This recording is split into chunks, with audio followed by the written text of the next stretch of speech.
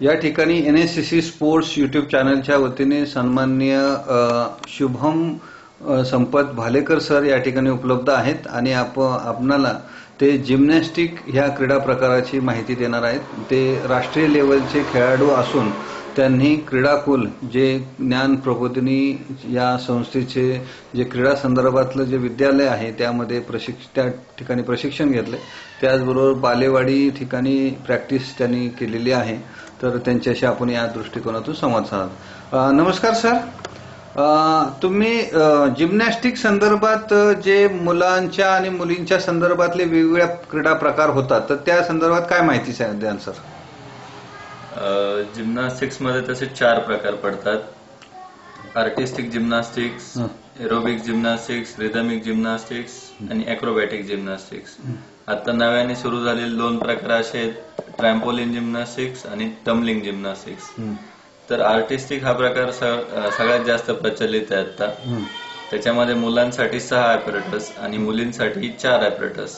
मुलांसाठी floor exercise, pommel horse, Roman rings, parallel bar, horizontal bar आणि vaulting horse असे 6 apparatus.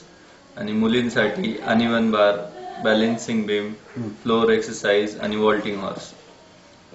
त्याच्यानंतर rhythmic असा प्रकार येतो जो की फक्त मुलींसाठी असतो। त्यामध्ये त्यांना रिबेन, बॉल, क्लब आणि हुप असे 4 प्रकार असतात।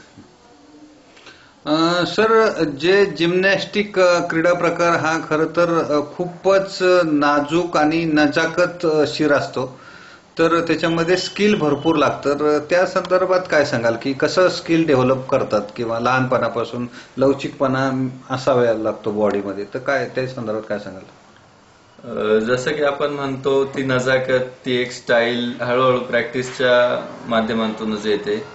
आणि जो आपल्याला बेसिक बॉडी फिटनेस लागतो जिम्नॅस्टिक्ससाठी तो आपल्याला लहानपणापासून जसं जसं आपण एक्सरसाइज करतो त्या एक्सरसाइज मधून हळूहळू पुढे डेव्हलप होत जातो। काहींमध्ये नॅचरल्स असतो त्यांना मग त्याचा फायदा होतो, आणि ज्यांच्यात नसतं ते बरोबर एक टाइम इनिशियल लेवल नंतर ते डेव्हलप व्हायला सुरुवात होतं।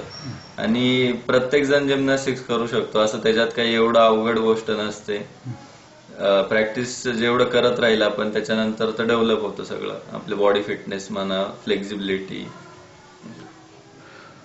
सर, तुम्ही अमरावतीमध्ये प्रॅक्टिससाठी गेले तर त्यावेळेला तुम्ही पूर्ण जिल्ह्यातला अभ्यास केला, तर त्यावेळेला साधारण किती खेळाडू होते आणि त्यावेळेस स्पर्धेला कशी स्पर्धा होती, किती साधारण कोणत्या कोणत्या प्रकारामध्ये ती घडली गेली? अमरावतीला माझी पहिलीच स्टेट कॉम्पिटिशन होती। त्यावेळेस साधारण मुलं आणि मुली मिळून 350 ते 400 स्पर्धक होते वेगवेगळ्या वयोगटांमध्ये। मी अंडर 14 एज ग्रुप मध्ये खेळलो होतो त्यावेळेस, आणि सिनियर्स भरपूर चांगले होते आणि एकंदरीतच पूर्ण स्पर्धा चांगली होती।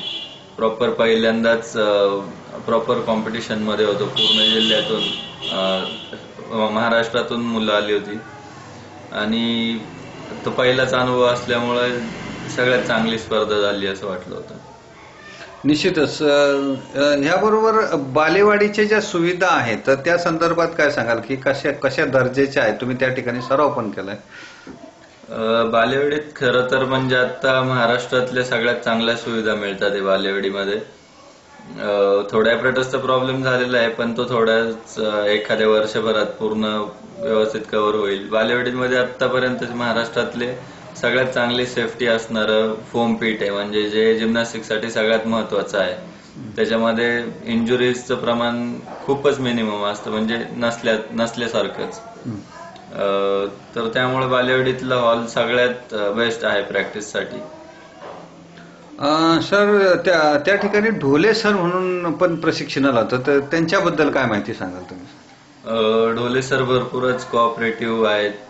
त्यांनी लहानपणापासून आमचा गेम बघितलेला आहे। आमचे जे काही चुका असतील प्रॅक्टिस मध्ये ते येता जाता बघत असायचे। ज्या काही छोट्या छोट्या गोष्टी असतात की ज्या आपल्याला बऱ्याच वेळा समजत नाही, लक्ष देत नाही, ते त्या आम्हाला मार्गदर्शन करायचे। आणि बऱ्याचशा कॉम्पिटिशन मध्ये त्यांनी त्यांच्या मुलांबरोबरच आम्हाला पण व्यवस्थित गाईड केलं होतं की प्रत्येक गोष्टीसाठी कसं तुम्ही केलं पाहिजे, काय तुमचे स्पर्धेसाठी माइंडसेट असला पाहिजे, याच्यासाठी त्यांनी भरपूर आमची मदत केलेली आहे। धन्यवाद सर. या ठिकाणी तुम्ही आपण NSCC स्पोर्ट्स युट्यूब चॅनलला चांगली माहिती दिली. या ठिकाणी आशिष सर सुद्धा उपलब्ध आहेत जे शालेय स्तरावरती त्यांनी क्रीडा प्रबोधिनीच्या माध्यमातून स्टेट लेवल आणि नॅशनल लेवलला पण त्यांनी केलं. तर सर तुमच्या स्पर्धेसंदर्भात काय सांगाल? कोणत्या स्पर्धा खेळाल? यावर्षी मी ग्वाल्हेरला गेलो होतो नॅशनल कॉम्पिटिशन खेळण्यासाठी.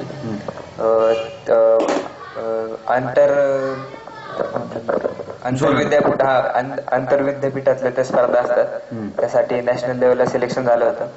तर भरपूर रिस्पॉन्स होता त्या स्पर्धेचा. तिथे गेल्यावर भरपूर काही शिकायला भेटलं मला, कारण फर्स्ट टाइम होती माझी कॉम्पिटिशन.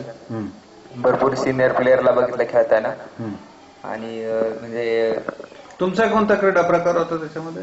मी आर्टिस्टिक जिम्नॅस्टिक्स करतो. आणि किती वर्षापासून खेळताय तुम्ही? मी गेले 7 वर्ष झाले जिम्नॅस्टिक्स करतोय. सर त्या लहानपणी जो सराव असतो तर त्या संदर्भात काय सांगाल की कोणत्या पद्धतीचा सराव केला जातो लहान मुलांच्याकडून? लहानपणापासून म्हणजे जिम्नॅस्टिक चालू करायचं वय खरं तर 5 वर्षापासून, लहानपणापासून केलं तर बॉडी एकदम फिटनेस मध्ये राहते जिम्नॅस्टिक्समुळे. तर लहानपणापासून सुरुवात करायची म्हटलं तर बेसिक गोष्टींपासून सुरुवात करावी लागते, कारण एकदम बेसिक मध्ये कोणत्या गोष्टी? बेसिक म्हणजे एकदम नॉर्मल गोष्टी, running, jumping, stretching, body strength, ताकद वाढवण्यासाठी, पुढच्या गोष्टींसाठी या गोष्टी केल्या जातात. आणि सर याच्यामध्ये तुम्हाला कोणाचं सहकार्य लाभलं? कोण तुमचं प्रॅक्टिस? सगळ्यात आधी मला बेसिक गोष्टींचं सगळं नॉलेज आमचे कोच सागर कुलकर्णी म्हणून त्यांनी दिली. मी क्रीडाकुलमध्ये शिकायला होतो त्यावेळेस मी जिम्नॅस्टिक्स जॉईन केलं होतं गेले 7 वर्षापूर्वी. त्यावेळेस आमच्या सागर सरांनी मला बेसिक पूर्ण ट्रेनिंग दिली, त्यामुळं आता नॅशनल लेवल खेळतोय मी. आणि आता सध्या कुणाचं ट्रेनिंग आहे तो? आता लखन बगले सर म्हणून आमचे कोच आहेत, ते आता ट्रेनिंग करतात आम्हाला. धन्यवाद सर. या ठिकाणी NSCC स्पोर्ट्स युट्यूब चॅनलच्या वतीने आशिष भालेकर सर यांनी चांगल्या दर्जाची माहिती दिली. त्याचबरोबर शुभम सरही या ठिकाणी त्यांनी वेळात वेळ काढून NSCC स्पोर्ट्स युट्यूब चॅनलला माहिती दिली. त्याबद्दल दोघांचे आभार. धन्यवाद.